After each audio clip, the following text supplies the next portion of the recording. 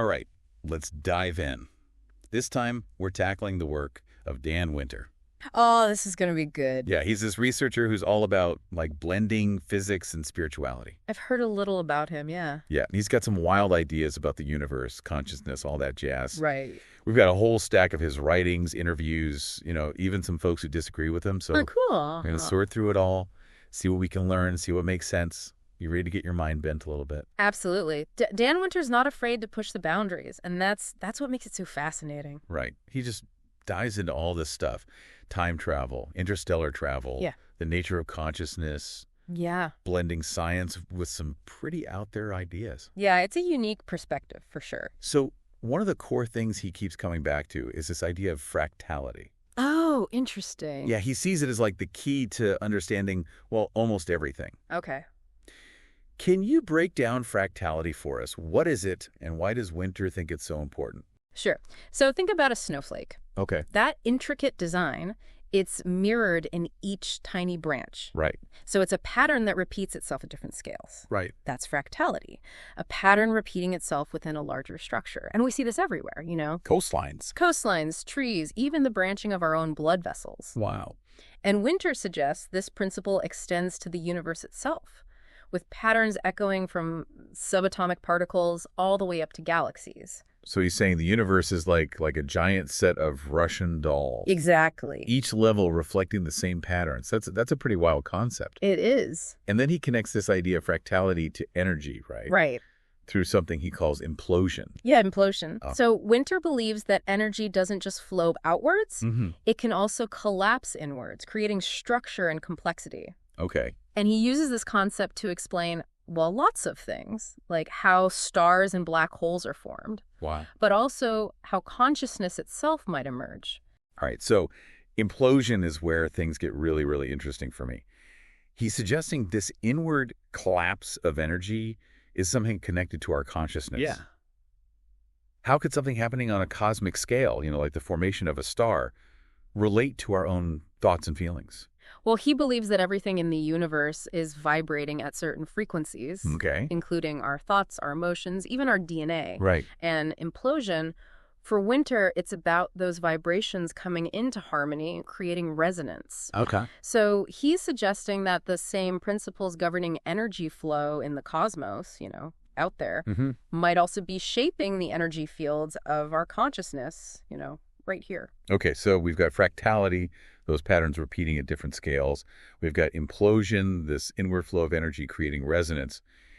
And then Winter takes this huge leap and applies it to, well, time travel. Yeah, time travel. He seems to believe it's actually possible and even potentially dangerous. What do you make of that? Well, time travel is definitely one of Winter's more speculative ideas, for sure. The idea of time as a nonlinear dimension, it has been explored in theoretical physics. Okay. Yeah.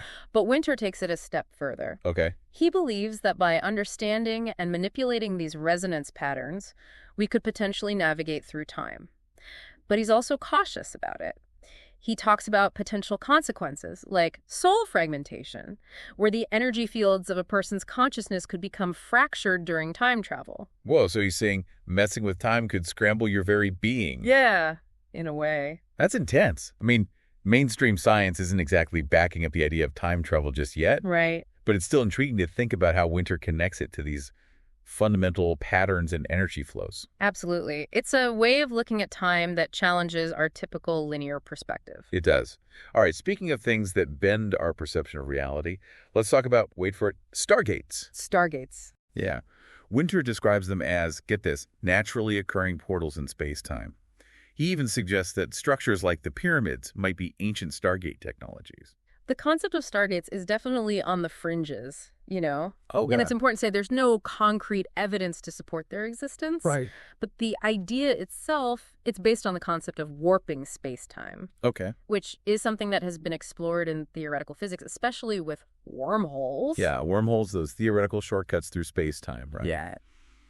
So Winter seems to be suggesting that the pyramids were built by a civilization that understood how to harness these natural energy fields, Yeah. maybe even using them for interstellar travel or communication. Yeah, that's one interpretation of his theory. Again, it's important to remember there's no direct evidence for this. It's still very much in the realm of speculation. Right, right. But even as a thought experiment, it's pretty wild. It is, yeah. It challenges us to rethink what ancient cultures might have been capable of. Definitely. What knowledge they might have had that we've lost or forgotten. Okay, and this is where it gets even more mind-bending. Winter believes that advanced civilizations, maybe extraterrestrial beings, navigate space using technologies based on consciousness and heart coherence. Sure.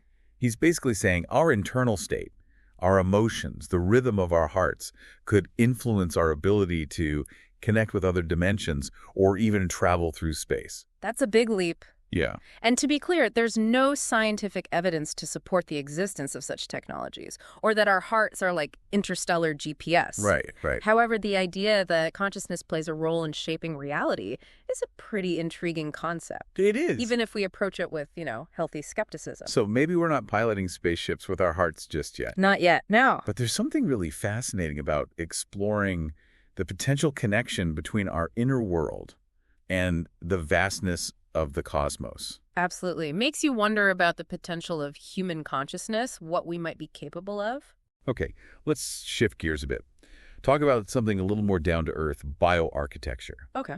Winter believes buildings can be designed to enhance human well-being by aligning with natural energy fields. Interesting. Yeah, he's talking about using sacred geometry and proportion in architectural design. Like we see in ancient temples and cathedrals. Exactly. So he's suggesting that our modern buildings, with their often, boxy and kind of sterile designs, might be missing something crucial, something that could be impacting our well-being in ways we don't even realize. Yeah, that's a possibility worth considering. Okay, so we've covered a lot of ground here, from the structure of the universe to the potential of human consciousness.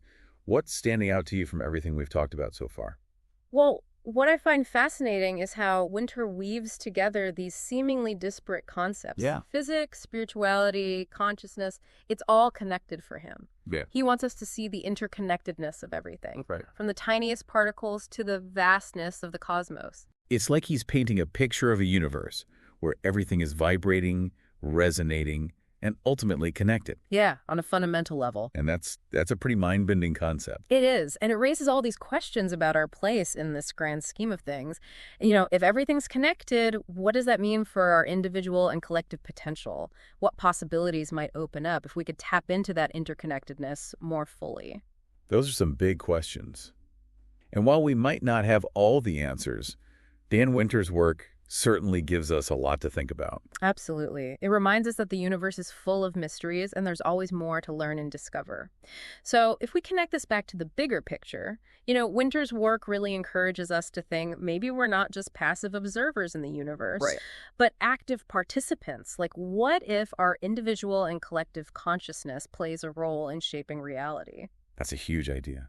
But then Winter takes it even further, suggesting that advanced civilizations, maybe even extraterrestrial beings, might be involved in our evolution. Yeah, the cosmic curriculum idea. Exactly, the cosmic curriculum. What do you make of that?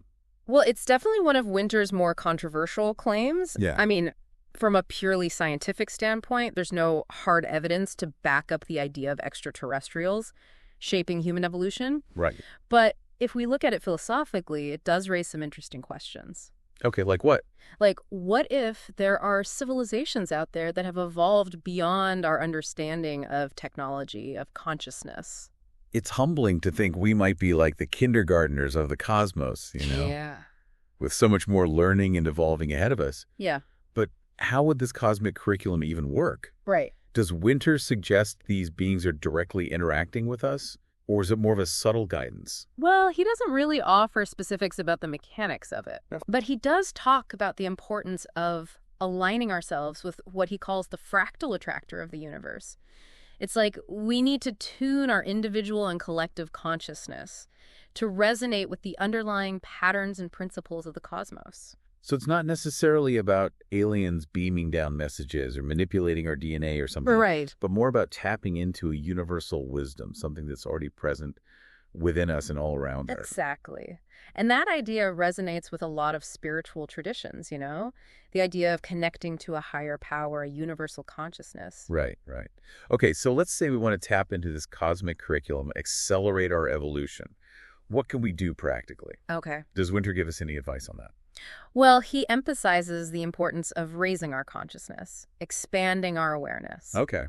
cultivating qualities like love, compassion, unity. Hmm. It's about moving beyond a purely materialistic view of the world Yeah. and recognizing that interconnectedness. That sounds like what a lot of spiritual teachers, philosophers have been saying for centuries. It does, yeah. But Winter seems to be suggesting there's a scientific basis for this. Yeah. That it's not just about feeling good, but about aligning ourselves with the fundamental principles of the universe. Exactly. And that's what makes his work so fascinating. Yeah. He's trying to bridge that gap between science and spirituality, suggesting they aren't mutually exclusive, but complementary aspects of a larger reality. So it's not about choosing one or the other, but finding a way to integrate them both. Right. And I think that's a big challenge for our time, to find a way to embrace the rational and the intuitive, the material and the spiritual. I like that.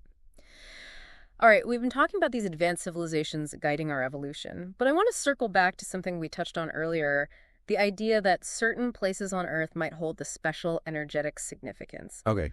Winter seems to believe that ancient structures, like the pyramids, Stonehenge, were built with an understanding of these energies. He does. He suggests these structures weren't just ceremonial or symbolic. They served a practical purpose, harnessing and manipulating energy fields in ways we're only beginning to grasp. So he's saying these ancient sites might have been like giant energy machines, Yeah. capable of influencing consciousness, maybe facilitating healing, or even acting as portals to other dimensions. That's one interpretation of his theory. He points to the precise geometry, the alignment of these structures, suggesting they were designed to create resonance with the Earth's magnetic field and potentially tap into other, more subtle energy fields. A pretty wild concept. Definitely challenges our conventional understanding of history and archaeology, For sure. but incredibly intriguing too. So if these ancient sites were really designed to work with subtle energies, what does that tell us about the people who built them?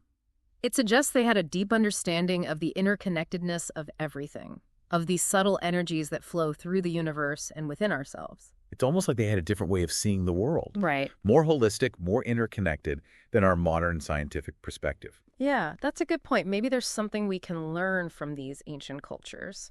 Something to help us rediscover that sense of interconnectedness and tap into our own innate potential.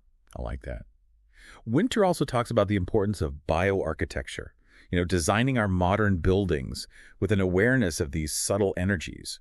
He thinks this could have a huge impact on our well-being. Right. He suggests that the shapes, the proportions, the materials, everything we use in our buildings, it can either harmonize or disrupt our energy fields, impacting our mood, our health, even our spiritual connection. So it's not just about creating buildings that are functional, look nice. Right. It's about creating spaces that support our well-being on all these different levels. Exactly. And he believes that by incorporating these principles of sacred geometry and natural materials, aligning with the Earth's energy fields, we can create spaces that nourish our body, mind, and spirit.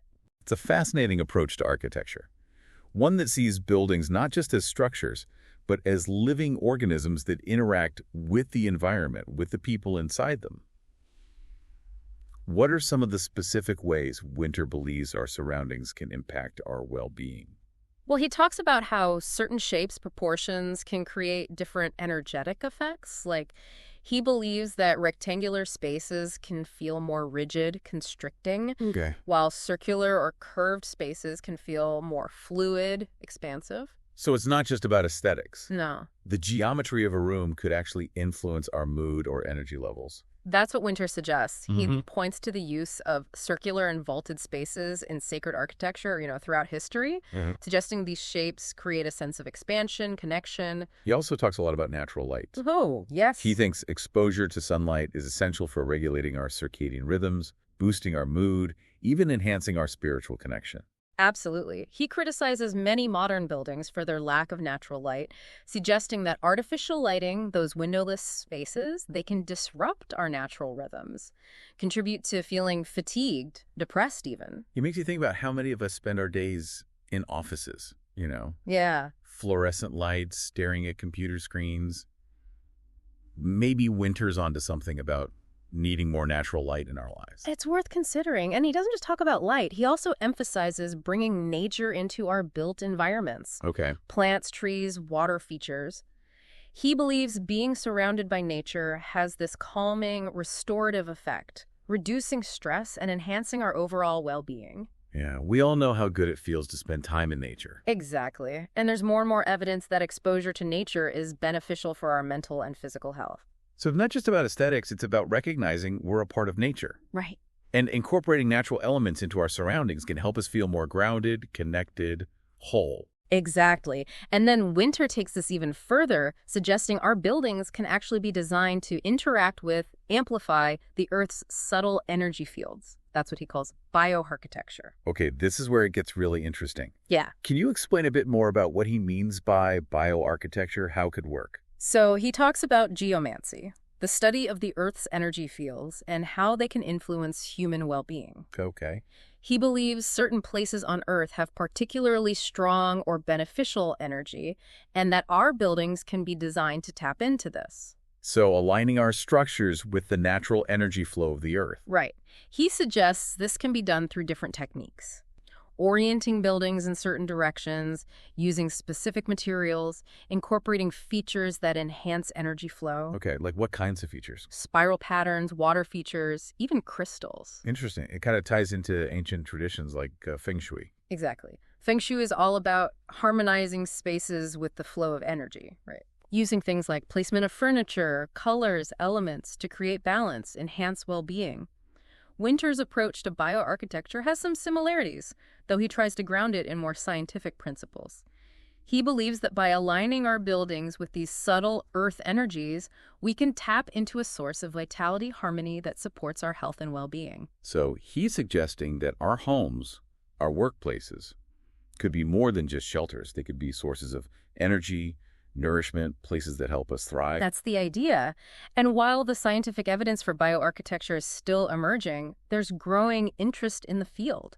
Many architects and designers are starting to incorporate these principles into their work. It's fascinating to think about the possibilities. If Winter's right, it could totally change how we design and build our environments, Yeah. creating spaces that support not just our physical needs, but our emotional, mental, and spiritual well-being too. It's an exciting prospect, and it highlights the potential for bridging the gap between science and ancient wisdom, between our modern understanding of the world and the intuitive knowledge of our ancestors. Okay, we've talked a lot about Winter's ideas and theories, We have.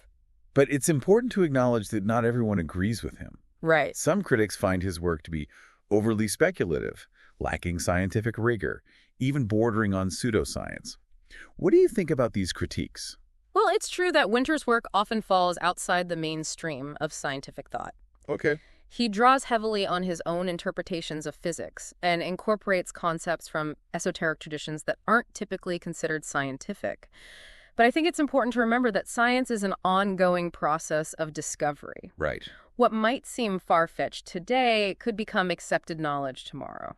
So it's about keeping an open mind, being willing to question our assumptions, Exactly. and explore new ideas even if they challenge the status quo. Right. And while it's important to be discerning, to critically evaluate any claims, I think there's value in exploring unconventional ideas, perspectives. They can help us expand our thinking, see the world in new ways. I agree.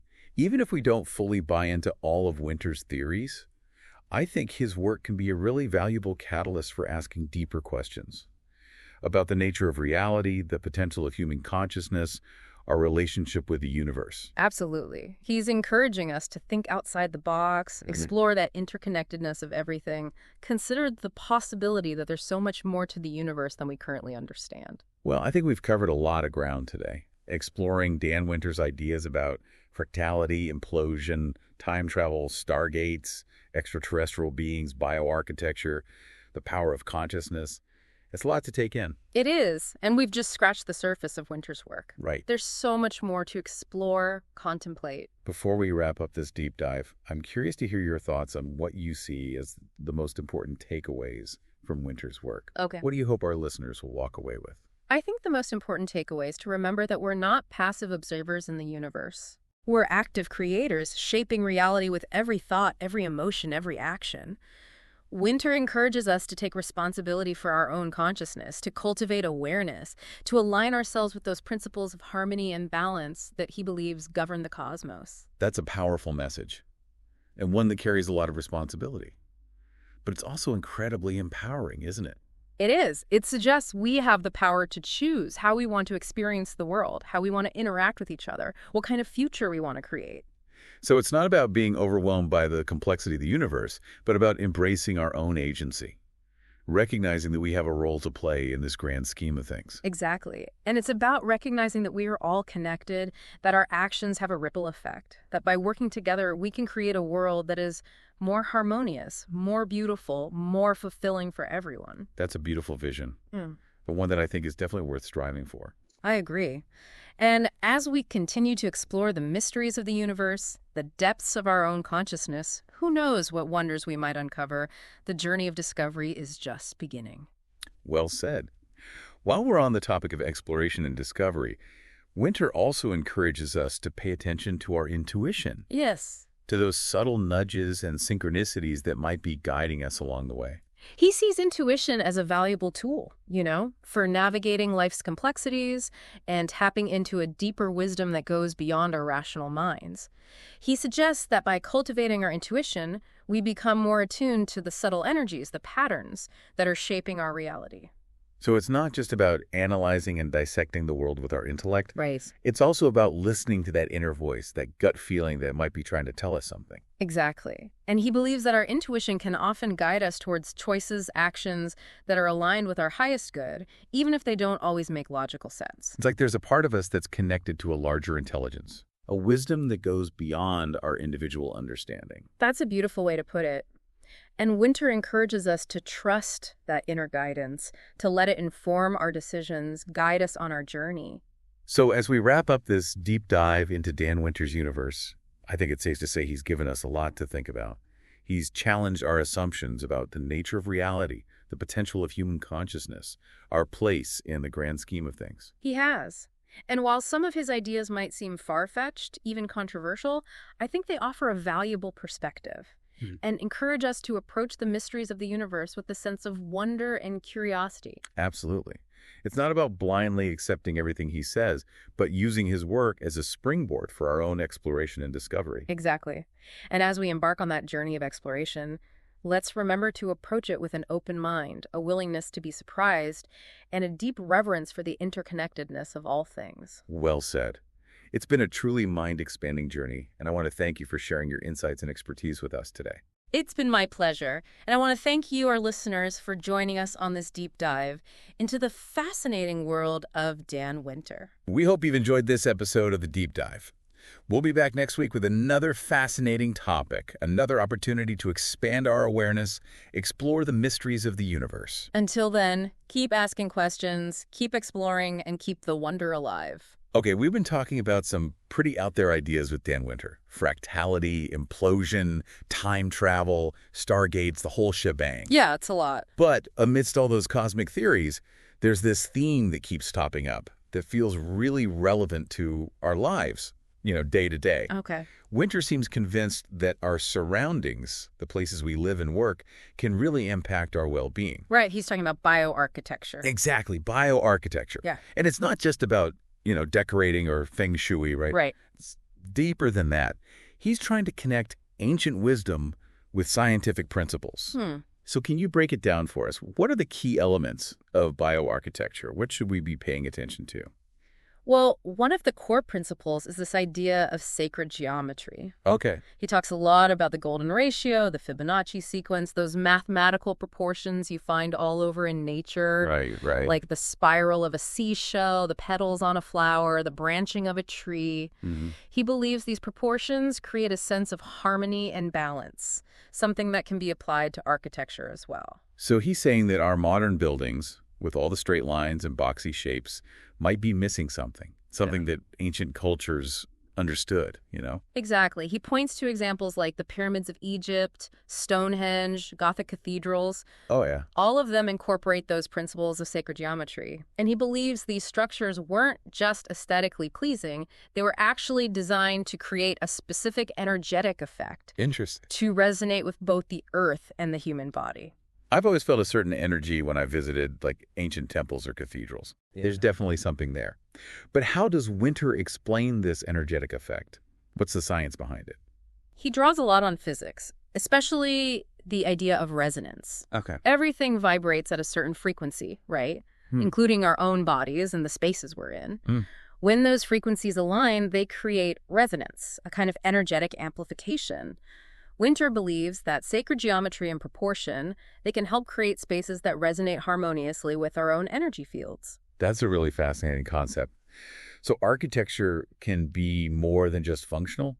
It can create environments that support our well-being on this deeper energetic level. Right, exactly. And Winter also talks about using natural materials in bioarchitecture, Oh. wood, stone, clay, those sorts of things. Okay. He believes they have a grounding and nurturing effect, connecting us back to the energy of the earth. Yeah, I can see that. There's a warmth to natural materials that you don't get with synthetic ones. And he's a big advocate for natural light too, right? Oh, absolutely. He thinks exposure to sunlight is key for regulating our circadian rhythms, boosting our mood. He's pretty critical of a lot of modern buildings with all the artificial lighting. He thinks it can mess with our natural cycles, lead to fatigue, and even depression. I can definitely relate to that. I always feel so much better after spending some time outside in the sun. Right. It makes you wonder if all this time we spend indoors is impacting us in ways we don't even realize. It's a good point. Winter's work, it definitely makes you rethink our relationship with the natural world, how we can bring more of it into our buildings, our homes. Okay, and this is where it gets even more interesting. Winter takes this idea of aligning with natural energies a step further, suggesting that buildings can be designed to actually interact with the Earth's own subtle energy fields. He talks about things like geomancy, aligning structures with the Earth's magnetic grid.